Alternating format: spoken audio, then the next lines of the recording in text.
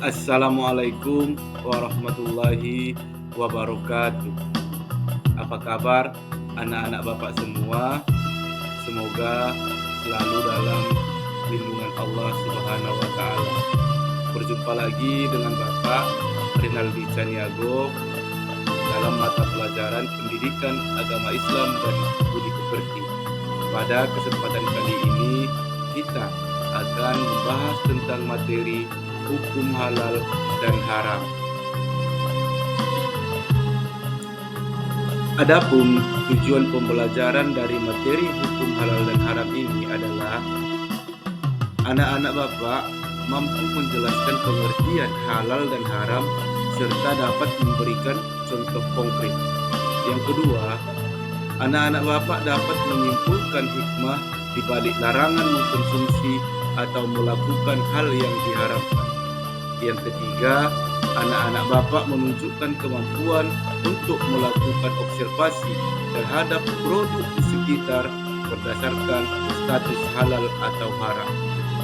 Nah, di sini Bapak menampilkan peta konsep tentang hukum halal dan haram yang akan kita pelajari bersama. Yang pertama yaitu definisi ataupun pengertian halal dan haram. Yang kedua, dasar hukum halal dan haram. Yang ketiga, sebab-sebab halal dan haram. Dan yang keempat, penerapan halal dan haram dalam kehidupan. Nah, jadi sebelum kita lanjut lebih jauh, di sini anak-anak Bapak, kita harus mengetahui apa itu definisi ataupun pengertian halal dan haram. Pengertian halal dan haram ini terbagi kepada dua. Yang pertama secara umum, yang kedua secara khusus. Secara umum, halal adalah segala sesuatu kegiatan yang diizinkan atau dibolehkan oleh syariat Islam untuk digunakan atau dilakukan.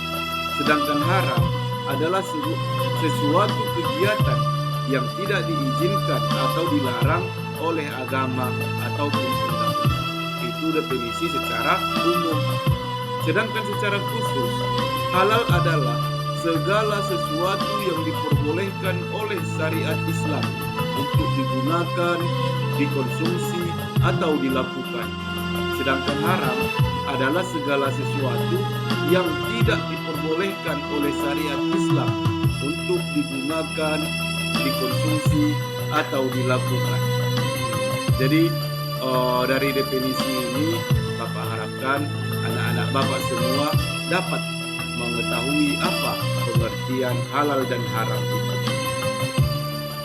Anak-anak Bapak sekalian, setelah kita mengetahui apa pengertian dari halal dan haram, maka kita akan mencari tahu dasar hukum halal dan haram tersebut.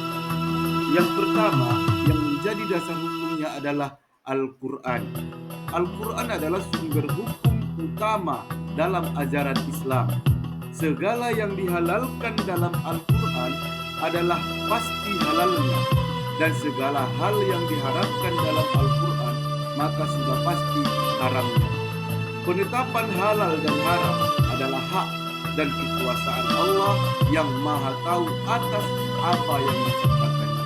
Jadi, dasar hukum halal dan haram yang pertama adalah Al-Quran, seperti firman Allah yang terdapat dalam Quran surat Al-Baqarah ayat 168 yang sebagaimana artinya, wahai manusia, makanlah yang halal lebih baik dari apa yang ada di bumi. Jadi jelas ya anak-anak Bapak semua, di dalam Quran surat Al-Baqarah ayat 168 ini Allah itu memerintahkan kepada manusia agar memakan yang halal yang telah disediakan oleh Allah yang ada di bumi. Lalu yang kedua yaitu hadis. Hadis disebut juga dengan al-sunnah, yaitu perkataan, perbuatan, atau ketetapan dan persetujuan dari Nabi Muhammad SAW yang dijadikan landasan syariat Islam. Al-hadis atau al-sunnah merupakan sumber hukum yang kedua setelah kitab suci Al-Quran dalam menetapkan hukum dan peraturan agama, termasuk masalah halal dan haram. Dalam konteks ini, sebagaimana hadis Rasulullah SAW yang diriwayatkan oleh Imam Muslim, sesungguhnya Allah telah menetapkan kewajiban-kewajiban, maka janganlah kamu melewatkannya. Dan Allah juga telah menetapkan batasan-batasan, maka janganlah kamu melanggarnya.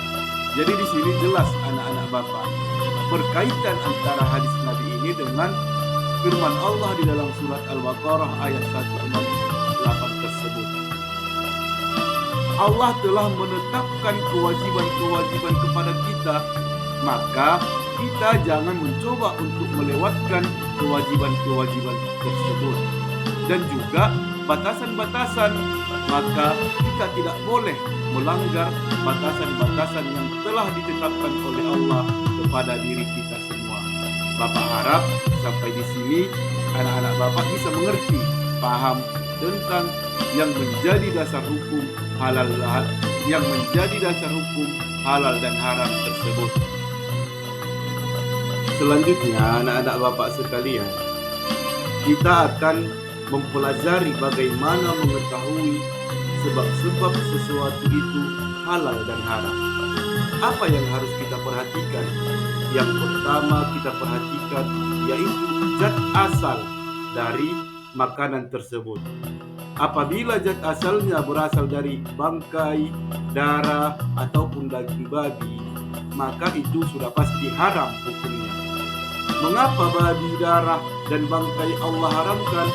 Tentu Allah Subhanahu wa Ta'ala yang Maha mengetahui dengan ciptaannya mana yang baik dan buruk untuk manusia. Allah melarang tentu karena Dia sayang kepada kita. Apabila setetes benda haram bercampur dengan benda yang halal, maka semuanya akan menjadi haram. Misalnya, benda apapun yang dicampuri atau tercampur dengan zat dari babi, maka benda tersebut haram dimakan, diminum, ataupun dipakai oleh umat Islam. Yang kedua, sifat asalnya. Perbuatan dan sifat yang sifatnya buruk, jahat, judi, atau syirik diharamkan oleh Allah.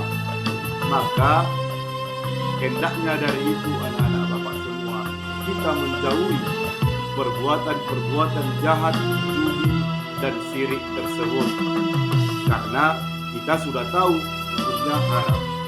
Lalu yang ketiga, proses. Halal atau haramnya sesuatu bisa disebabkan oleh prosesnya.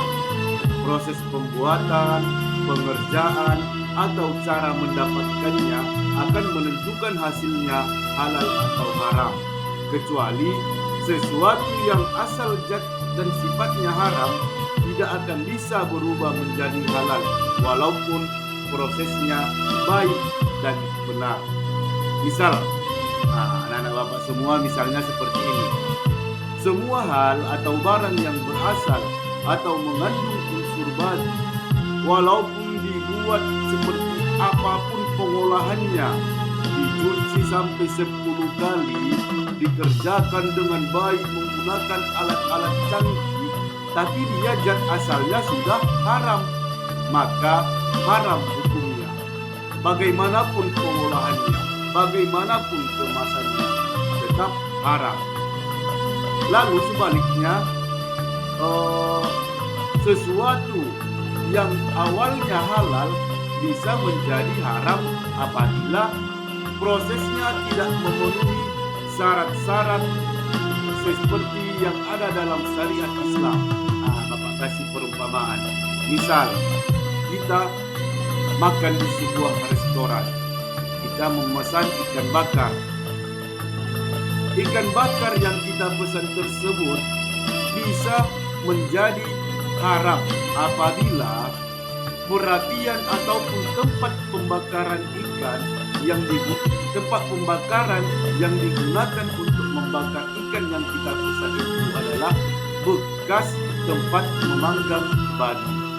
Maka ikan bakar yang kita pesan yang awalnya zat asalnya halal bisa menjadi haram. Jadi sampai di sini Bapak harap anak-anak Bapak semua agar lebih selektif lagi, lebih memilih lagi kita makan di rumah makan yang mana. Jadi kalau bisa ketika kita ingin makan, carilah tempat makan yang betul-betul pemiliknya adalah seorang muslim, agar kita tidak ragu dalam membeli ataupun memesan makanan yang akan kita makan. Nah, anak-anak Bapak, setelah kalian tahu dan paham tentang hukum halal dan haram, tahu pengertian halal dan haram, tahu sebab-sebab halal dan haram, maka tidak kalah penting bagaimana anak-anak Bapak semua menerapkannya dalam kehidupan sehari-hari. Jadi, penerapan halal dan haram itu mencakup kepada 3 cara. Yang pertama yaitu penerapan dalam sikap. Bagaimana caranya anak-anak Bapak? Kita harus tanamkan di dalam hati kita bahwasanya kita mengakui dan meyakini bahwa hukum halal dan haram ditetapkan oleh Allah untuk kemaslahatan seluruh makhluk. Itu cara yang pertama. Lalu, cara yang kedua yaitu penerapan dalam perilaku. Semua perbuatan buruk yang dilakukan hukumnya haram. Jadi anak-anak Bapak, apabila kita ada pernah berperilaku buruk, baik itu kepada orang tua, kepada guru-guru, atau kepada teman-temannya, jadi semuanya itu, ayo mulai sekarang kita berbenah, benahi dirinya masing-masing, cobalah untuk berperilaku yang baik. Apalagi anak-anak Bapak semua sudah tahu bagaimana halal dan haram itu. Apabila kita berperilaku buruk, maka haram hukumnya otomatis itu akan menambah catatan-catatan dosa kita yang akan kita pertanggungjawabkan di akhirat kelak. Lalu yang ketiga, penerapan dalam konsumsi. Ini tidak kalah penting anak-anak Bapak ya. Jadi hendaknya dalam mengkonsumsi atau menggunakan barang-barang yang halal dan meninggalkan barang yang haram hukumnya wajib. Ini kita harus ketahui ya anak-anak Bapak. Misal ketika kita membeli obat ataupun kosmetik atau apalah itu, yang paling pertama apabila itu makanan, kita perhatikan komposisi ataupun bahan baku dari makanan tersebut. Apabila ada mengandung zat-zat yang haram, maka jangan kita beli. Apabila dia dalam bentuk obat-obatan atau kosmetik yang ini khususnya anak-anak perempuan ya, anak-anak Bapak yang perempuan yang sudah mulai pandai berhias, ketika kalian membeli alat-alat kosmetik, perhatikan ada gak label MUI, label halal yang dikeluarkan oleh MUI di kosmetik yang akan kalian beli. Jadi kalau memang tidak ada, maka tinggalkan. Bisa jadi itu mengandung zat-zat yang diharamkan oleh Allah. Jadi mari anak-anak Bapak, kita mulai sekarang belajar untuk memakai segala sesuatu yang halal.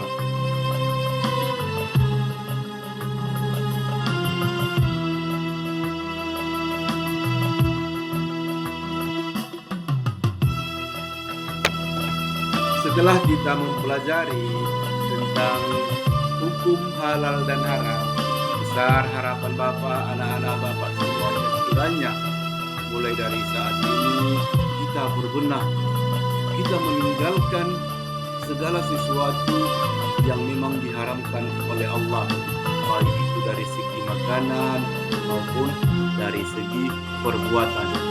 Tinggalkan anak-anak Bapak semua perilaku yang tidak terpuji. Seperti contohnya di sekolah ini banyak Bapak perhatikan masih ada terjadi kasus-kasus seperti bullying. Itu perbuatan buruk ya anak-anak Bapak sekalian ya. Jadi itu tidak baik kita contoh, tidak baik kita lakukan. Karena seperti tadi yang Bapak jelaskan, segala perbuatan yang buruk hukum hukumnya haram. Ayo kita berbenah anak-anak Bapak. Kita mulai dari lingkungan kecil, bisa dari rumah, lalu kita biasakan di sekolah, hingga akhirnya kita terbiasa di lingkungan masyarakat dengan sikap dan perbuatan-perbuatan yang terpuji. Dan mulai saat ini kita belajar mengkonsumsi atau menggunakan barang-barang yang halal. Demikianlah anak-anak Bapak materi daripada hukum dan halal dan haram yang telah Bapak sampaikan pada kesempatan kali ini. Semoga bermanfaat untuk kita semua. Atas segala kekurangan Bapak mohon dimaafkan. Wabillahi taufiq wal hidayah. Wassalamualaikum warahmatullahi wabarakatuh.